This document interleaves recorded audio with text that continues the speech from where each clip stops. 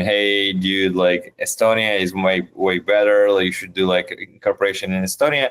But I had in mind that I want like the United States focus, like, fully go to US. 7 months to get O-1 approval Yeah. and a lot of time, $10,000. Okay. That visa, specifics of that visa, that you are able to move and work to only specifically that company.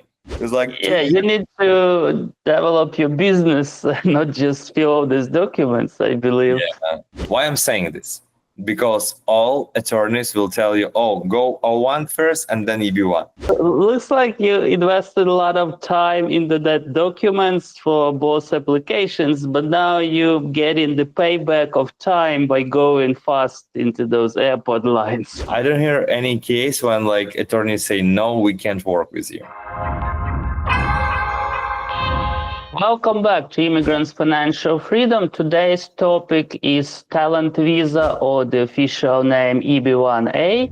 That's a good and clear path to green card if you have extraordinary abilities. And today we are talking with Maksym, who actually went that path and already got his green card.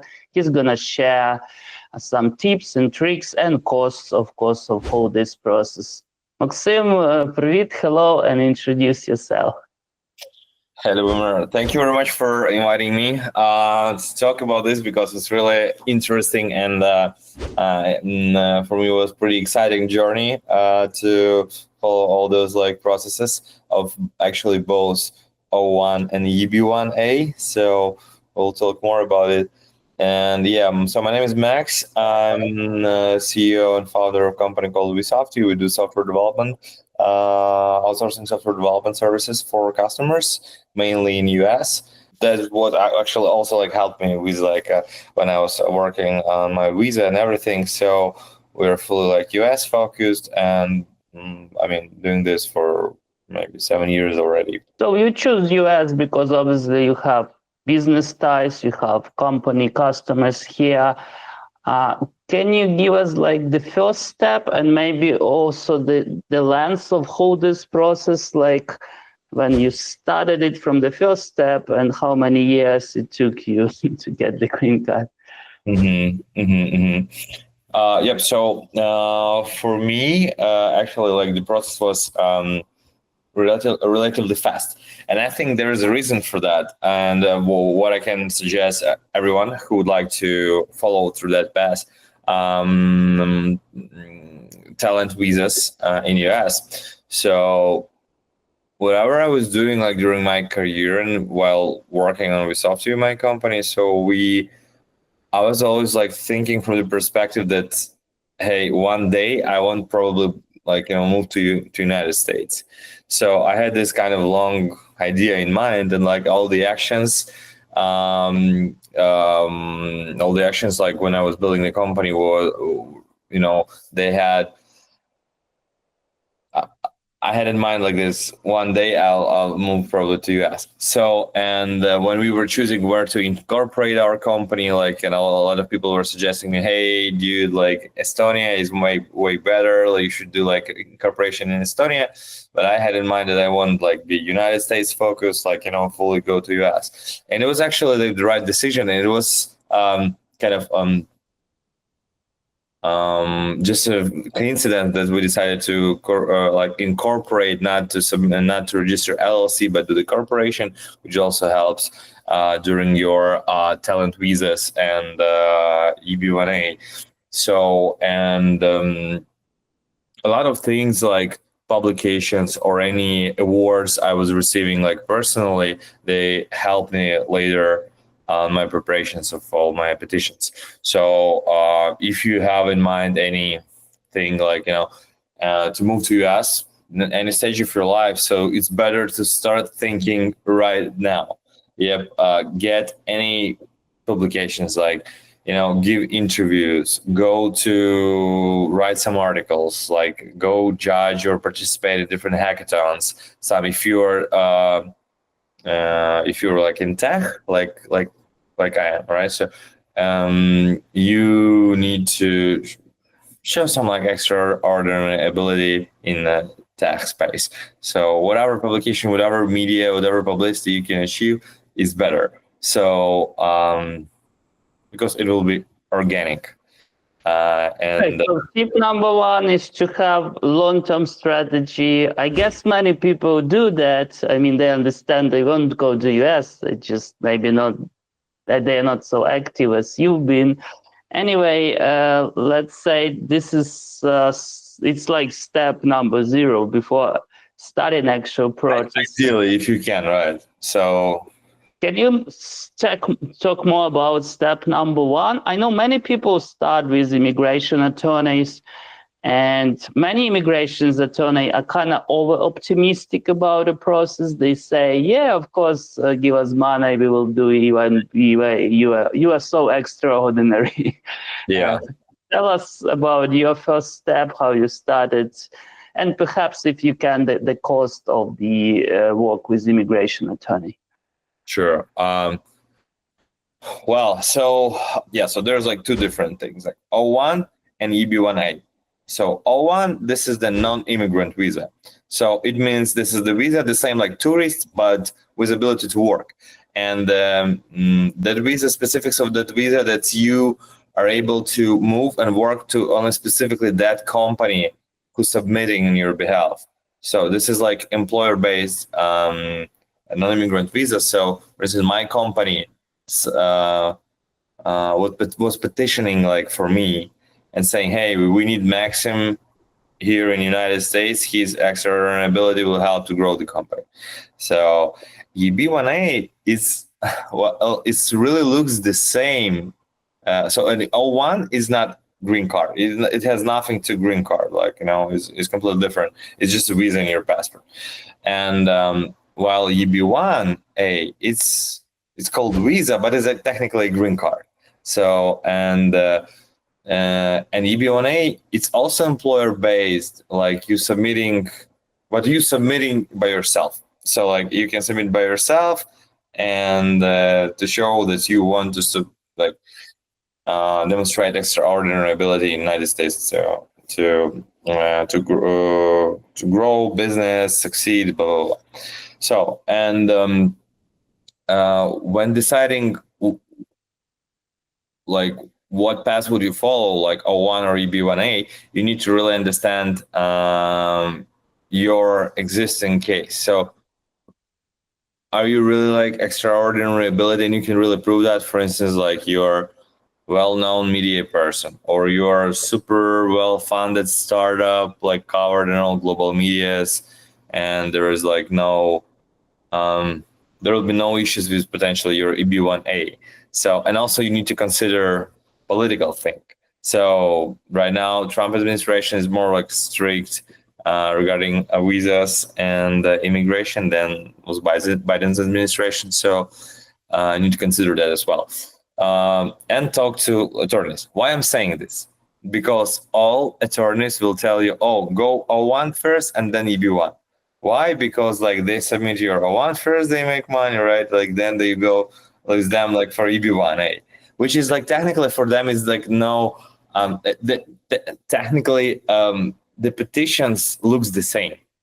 They like 90-95% the same for O-1 and EB-1A. The difference is about it's really complicated to go to EB-1A strictly right away, because if you go directly to EB-1A, you need to have a really strong case. And in my particular case, I was here on a tourist visa, and I had initial plan to go back to Europe, finalize my O-1 visa, and then move to US. But my attorneys recommended me, hey, right now, everything is unclear for Ukrainians, so you'd better stay in US and change your status there. So, and since EB-1A is really risky and you don't know how long it might take, so to just be 100% sure, I went through O-1 process first. So, and it cost me around around $10,000 for it's included like agency fee, like attorney's fee, and official government premium processing. So you paid 3,500, like 3,500 for premium processing. From what I heard, it has like higher approval rates, and you get your response in 15 days instead of waiting for a longer time. So technically, you just looking for a right attorney, and give them prepayment and start working on your case. Sometimes they ask you to fill out the questionnaire first to analyze your case, but I don't hear any case when like attorneys say no, we can't work with you. So because I mean, well, we're all business people, so they they always want to work with you and try make some money. So yeah. Let me clarify here, because many people talk to 3, 4 attorneys, at least 2, and trying to to kind of choose the right one, but they all look the same. Most of them are optimistic. The price range, okay, there is some possibility of maybe like 20 to 40% price difference, but how are you actually chose your attorney? that's a good question. I think if you really talk to them, like, right, you're just like make a bold decision, you want the O-1 and you start talking to attorneys, it's really nightmare. So only referral base. You need to really work with attorneys who helped some people, and you need to analyze like who are those people they helped.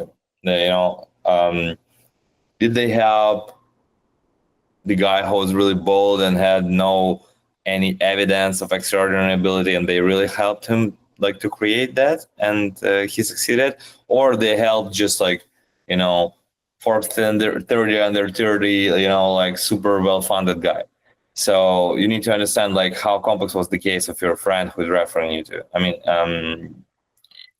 you need to find the agency that work on like hard cases. I mean, kind of like most difficult cases, if your case is difficult, right? So, and I started to work with one company. I'm not sure if I need to mention the. We don't need to advertise. I mean, if people know me or you, they will. Yeah, they can ask. So that was like one Polish company actually. So I got the referral from my good friend who's making O-1 with them. So, and they were relatively, I believe, cheaper than others because they were like accepting a couple of cases with their old pricing. So, and so I started to work with them, and they sent me really like huge questionnaire, and there was like a lot of questions, and so many questions. And the problem with that agency is that they really well structured operationally. Like they really have a nice process, nice questionnaires. Everything looks amazing. Like they're really have a nice shaped product. But it really lacked kind of consulting point. So I was really have a lot of concerns. Hey, what do I need to do here or here? Do I need to mention this? We work with this customer or not? And while they're selling you, you talk normally to CEO or some like top executive. When they, hand over you to their managers, well, that's kind of lottery, so it's you never know who'll be a manager, and you need to be ready to really work on a lot of documents, because by the end of the process, your petition looks like 900 pages A4. So 900 A4 pages is like that's the size of the petition.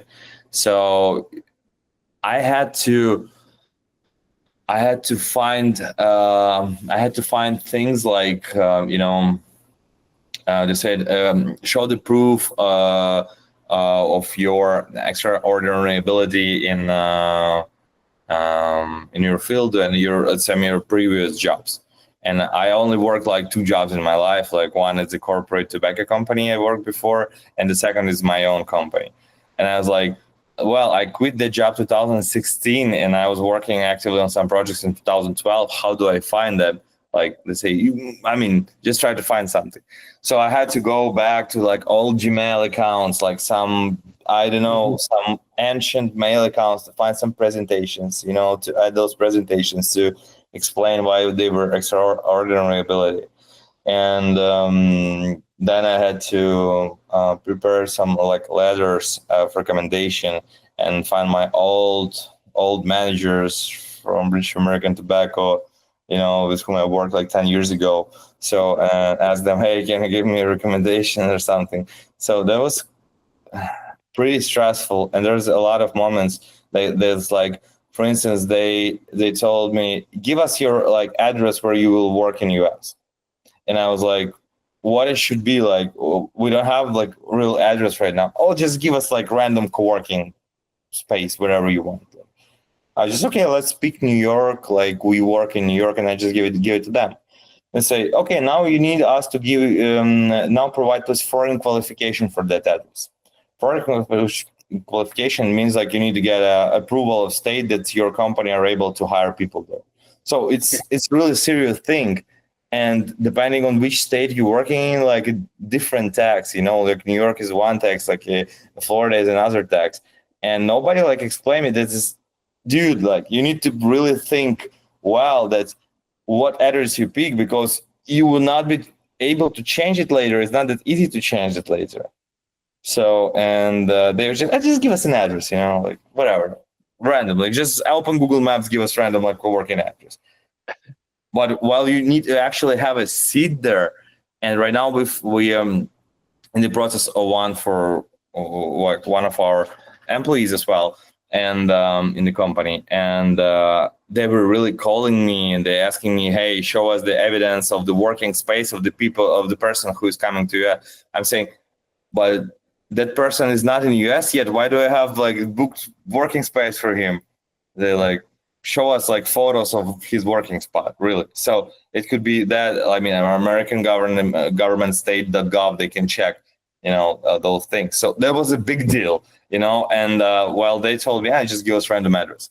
So that is pretty much complicated. So you will need to be ready. There's it will be a lot of stressful moments. So and a lot of unclear things. So sorry for my ADHD. So to respond to your question, like it costs around, like if you choose a premium processing of 15 days instead of a couple months, it will cost around 10,000 and USD, and it will take you. So I started actively work on my petition like June 2023, like prepare things and so on and so forth. And I completed it finally like in October. So gathered all the evidences, everything. And we submitted 2023 October, about like 5 months of preparing. And you're speaking about now O-1, right? That 10,000 price tag. So, and I submitted it in November, and they approved me early December. So, okay, so that was like pretty much like 7 months to get O-1 approval, and a lot of time, $10,000. Okay, what's next to go to green card? So then you need to be ready to work on EB-1A. So I had a lot of stress with the first agency, and I decided to switch to another agency. Normally, if you stay with the same agency, they give you a big discount if you stay with them for EB-1A. But I had so much stress. But eventually, I think they're great. They are a great agency. But at that moment, I was so stressed. I really wanted to switch to another, because when I was already submitting O-1, they were not able to respond to my questions, so I had to consult with another agency. So finally, they helped me to make a decision to stay in US and submit documents here, not leave and submit in Europe. So, and you start EB-1A process. and I decided to overpay for a new agency, and but I had more confidence in them. So EB-1A, you can start working on it right away, like next month. But attorneys, they suggest at least 6 months, at least 6 months after your O-1. So you need to show at least some evidence, some progress that you already achieved here. That say, since that, I improved, I got this and this and this that helped me to show more of my extraordinary ability. Because for O1 and for EB1, you need to show both extraordinary ability criteria. So and they're pretty much the same for O1 and EB1A. So it's you got O1 December, you started in summer next year EB1A, and you already had most of the documents ready or information ready, and without the discount, what is the cost of EB1A for the new agency, or someone who won't have O1, they will go straight to EB1A? So I have not fully completed all the calculations for that, but it was around 20,000, I believe. So 20,000, that includes not just attorney, but the government fees as well, right? Yeah. Because there were it was another thing. I thought it's really they give me an initial bill of 10,500. And I said, okay, that is fine. But then you add premium processing 3,500. Then you add submission fee 3,000 something as well. Then another 3,000. Then 800 for work authorization. Another for advanced parole. So totally, it's I would expect around 20,000 for that. So total with all costs. And but also there are another costs of, if you don't have publications, if you want to order PR publications, you need to pay for that. So if you want to be a part of memberships and professional associations like Forbes Technology Council, it will cost you 3,000 a year. So you need to pay for that as well. So there's a lot of side costs that depending on your case. If you're a superstar, you don't need those. But if you are just preparing case out of anything, you'll need probably to pay a lot for PR and different things. Some people I know, they just submit by themselves. They don't use even attorneys. They just use ChatGPT and some other things. But I don't know. I don't have that much time. I spend on those. When I marked EB1A as done, it was whoo! It's you need to develop your business, not just fill all these documents, I believe. But all our viewers, beside, of course, likes for this video and for Maksym's time, I'd like to remind you that we had the interview with Anna. Her agency helps with publications, and she was talking about her green card. So we already had some useful info on that topic. Anyway, you said sometime you got professionals, eventually you got the result. So tell us, what happens after your EB1 approved, and is it directly into green card, or you need to go to the third kind of process? Yeah, that also I expected that I just got approved and and that's it. No, so first, USCIS approves you that you're extraordinary ability, and you're getting this paper, hey, I'm extraordinary ability. That's great. And that's just a paper that says you're extraordinary ability. Then you start submitting for green card, which is actually form, I believe, I-485. It's adjustment of status to permanent resident. And you fill up two other forms. It's form for work authorization and form for advanced parole.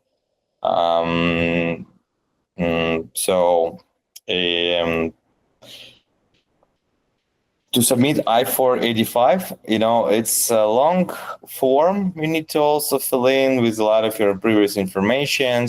So you will need to have your birth certificate, like свидетельство про народжение. So like birth certificate, translated and apostilled somehow.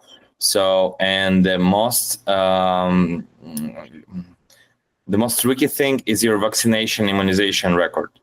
So you need to find your records of your immunization, all your vaccines from your home country. In my case, it was Ukraine. So I called my mom and said, "Mom, can you find my vaccines?" And she said, "Vaccines? Like, where do I find them? Like, it's nearly possible." But she went to our family doctor, and the family doctor actually, luckily, she used to work with somebody who was also submitting, petitioning for a green card, and she knew how to do that, and she gave me the really cool record of this immunization. And I'm not anti-vax, but like I really didn't want to make any additional vaccines here. So, but I had to do new TDAP. It's the standard vaccine. And what is the funniest thing? That's you need to do a new COVID vaccine in US. Doesn't matter if you ever got COVID vaccines in Ukraine in the past or you have antibodies. Nobody cares for that. For COVID, they have an agreement with Pfizer, and you need just to get a Pfizer shot. That's it. Pfizer must be a sponsor of that. But yeah. It's interesting. Not just you need to go through all these forms, but you need to do the vaccination and stuff. So it's really different type of process. Yeah, because it's a big difference. Like when you're O-1 and you're EB-1, I mean, when you have a green card, you're lawful permanent resident. So it means it's the same like passport. Like it gives you almost all the same privileges and everything. So you're considered like American. So you live here. You're pre-checked because FBI pre-checks you, all these different agencies make a background check on you and say, okay, this guy is legit to get a green card. And so I was approved in July last year, and I submitted all forms end of August with all this immunization, with everything, with all the vaccines. So I submitted end of August. And right on Thanksgiving, green card arrived. Wow, so it's still kind of like less than 2 years when you first started your O-1 to getting green card, which is, I guess many viewers would think it's almost like a miracle.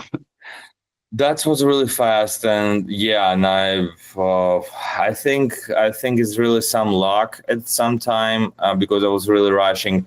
I was super picky. I was really reviewing every single word like they're mentioning, in their petition. I was really hardcore pushing them all the time because I was really afraid something will go wrong, because they were doing like another customer. They have hundreds of customers, and I was really responsibly review everything and was really double checking everything. But I think a lot of luck was there as well, because it was less than a year. So from the moment I moved to US, it was less than a year when I got a green card. So, and that's why yesterday I was on the border control when flying back from Japan. She was like get your green card. But the last time you arrived here as a tourist was like year before. It's like, wow, okay. She believed you're extraordinary too, I bet. She was just from Detroit, and she's seeing some Ukrainian guy stepping out from business class, just flying from Japan. She's like, I thought you were all like refugees. You're with a green card flying all over.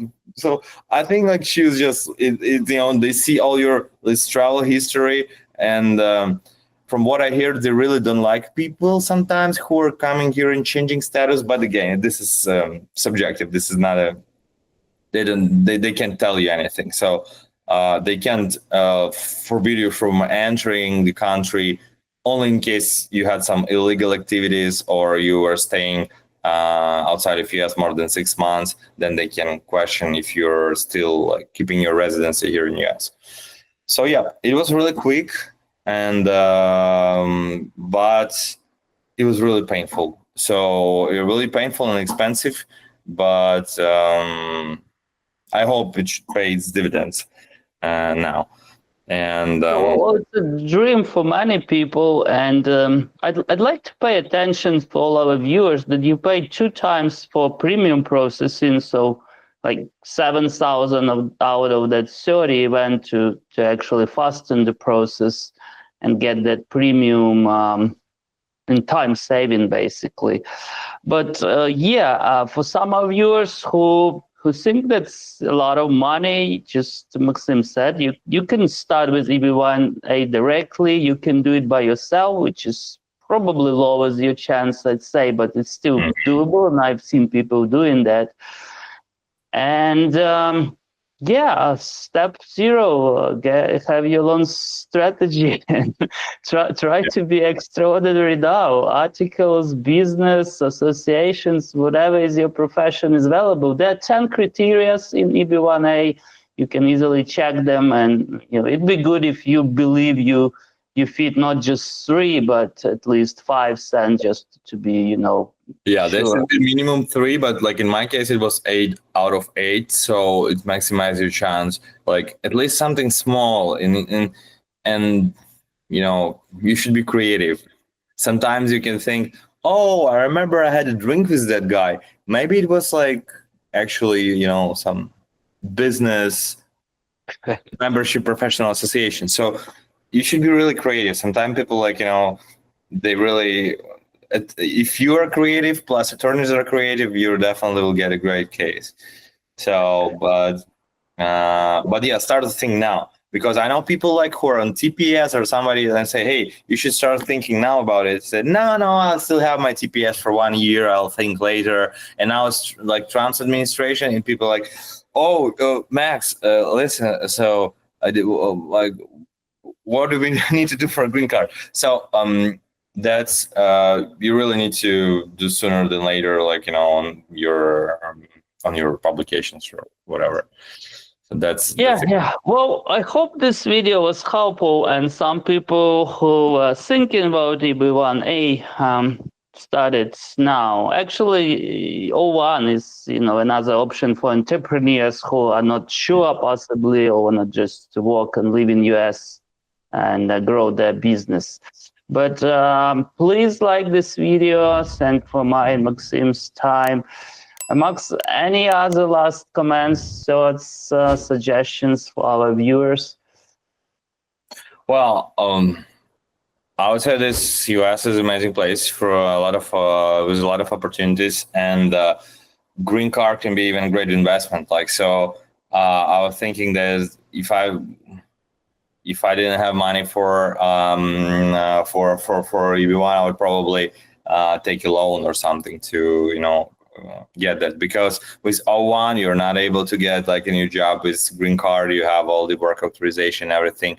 That's really difficult to get.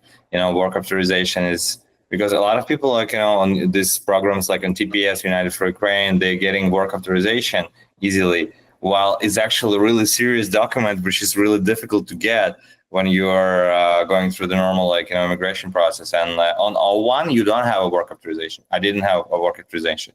You have only specific right to work for a specific company. And with green card, you're already getting your work authorization, which means you can go and work for whoever you want and invest, getting loans. Mortgages are more affordable on green card, and a lot of different things you can. For me personally, the main thing I really wanted is to get a TSA pre-check, so you can fly in US. You don't need to take your shoes. They don't need to check your laptops. So you'll just go quickly through over all the lines. And I'm flying many times a year, so it was my dream. I was finally TSA pre-check, and I'm like, thanks God, like I can just go straight through this control, security check. And Yeah. Looks like you invested a lot of time into that documents for both applications, but now you getting the payback of time by going fast into those airport lines. At least, yeah. So thanks. That was worth the investment. Small benefit, yeah. All right, thank you for your time, dear viewers. Please comment on your experience with those visas, or let us know what other visas that are business related you would like to see on the channel, and we would like to find people like Maksym to share their experiences, maybe investor type visas. We haven't had video on that one yet. See you next time on Immigrants Financial Freedom. All right. Yeah, good luck with your petitions, and let me know if you need anything.